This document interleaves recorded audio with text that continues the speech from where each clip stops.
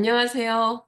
오늘은 우리 부모님들께서 아이와 많이 부딪히는 훈육에 대해서 말씀드릴게요. 훈육은 대부분 혼내고 야단치는 것이라고 생각하는 경우가 많습니다.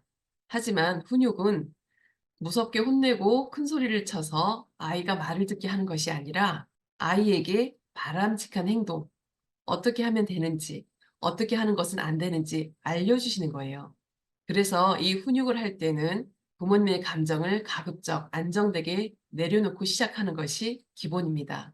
아이가 떼쓰고 운다고 해서 화가 나고 감정이 올라가기 시작하면 효과적으로 훈육을 하실 수 없기 때문에 그렇습니다. 그래서 아이가 심하게 울거나 뗐을 때 물론 화가 나실 수도 있지만 이 시간에 우리 아이가 안 되는 저 부분을 잘 가르쳐 줘야 되겠구나, 잘 알려줘야 되겠구나 하는 마음으로 빨리 바꾸시고 선생님처럼 교육하는 기회로 삼으시면 좋을 것 같아요.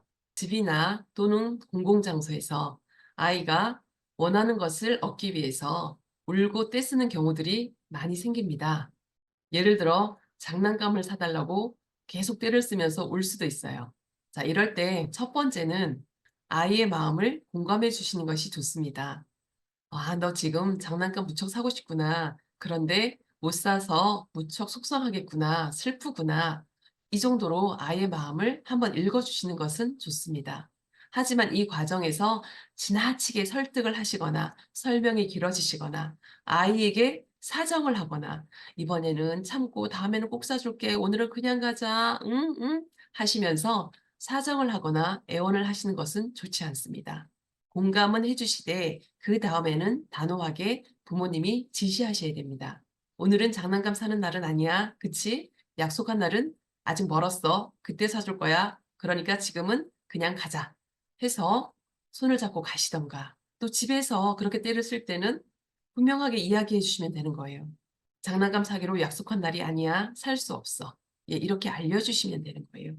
자, 그럼에도 불구하고 아이들이 금방 말을 잘 듣지 않고 계속 칭얼거리거나 울거나 떼쓰는 경우들이 많습니다. 자, 이런 경우에는 어떻게 해야 될까요? 두 번째 말씀드리고 싶은 것은 무관심이에요. 아이는 당연히 떼쓰고 울 수 있어요. 그럴 수 있다라고 생각하시고 아이가 칭얼거리고 떼쓰고 우는 것을 그냥 무관심하시는 것이 좋습니다. 일일이 그 행동이나 말, 우는 거에 반응하지 마시고 무관심하시는 거예요.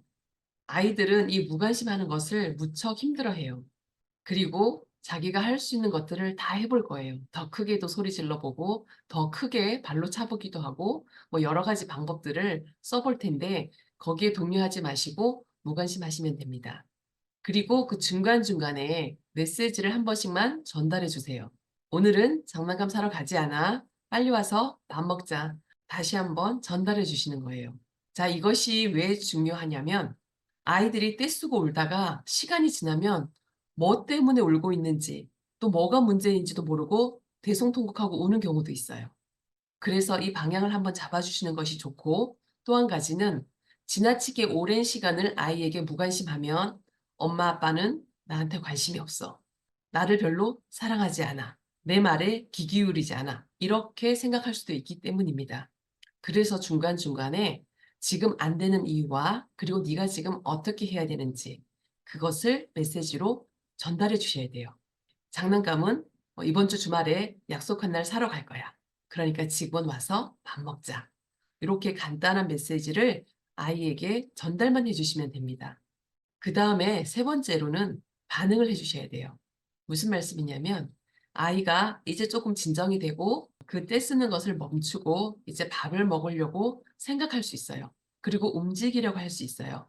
이렇게 아이가 부모님이 원하는 행동을 하려고 하거나 어떤 진정된 모습을 보였을 때 부모님이 재빠르게 반응해 주시는 거예요. "아, 힘들었는데 잘 견뎠구나. 잘 참았구나. 엄마 아빠가 기다렸어." 이렇게 아이의 작은 행동이나 변화들을 격려해 주고 칭찬도 해 주시고 "아, 참 잘했어." 인정해 주시면 됩니다. 이러한 경험이 쌓이고 쌓여서 아이는 점점 부모님의 말과 지시에 반응하는 속도가 빨라지고 아이도 이 상황에서 어떻게 해야 되는지 이제 대처할 수 있게 됩니다. 자, 오늘 말씀드린 훈육하기 한번 정리해 드릴게요. 훈육을 하기 전에는 감정을 내려놓는다. 부모님도 마음의 준비를 하셔야 돼요. 아이에게 사정하거나 설득하기보다는 단호하게 지시하는 것이 좋습니다. 자, 훈육을 시작하게 되면 첫 번째, 아이의 마음을 공감해 주는 것이 필요합니다. 두 번째, 아이의 떼쓰는 행동이나 문제 행동들을 무관심한다. 그렇지만 중간중간 아이에게 전해야 될 메시지는 전달해야 된다. 세 번째는 아이가 부모님이 원하는 방법대로 행동하려고 할 때 격려해주고 칭찬해주고 인정해준다. 이러한 경험이 계속해서 쌓이면 아이는 훨씬 더 빨리 반응하게 되고 안 되는 것을 구분해서 대처할 수 있게 된다. 자, 이렇게 오늘 훈육에 대해서 말씀드려 봤습니다. 한 가지 더 주의하실 것은 아이가 30분, 1시간 이상 울 수도 있고 뗐을 수도 있어요. 아이니까 그럴 수 있다는 것을 충분히 이해하시고 이때 잘 기다려 주시는 것이 무척 중요합니다.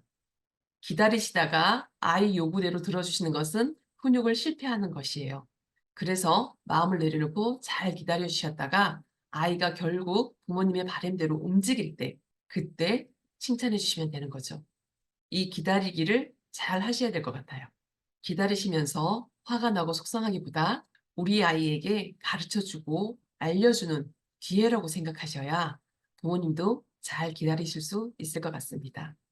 자, 오늘은 훈육에 대해서 말씀드렸어요. 다음 시간에 또 뵙겠습니다. 감사합니다.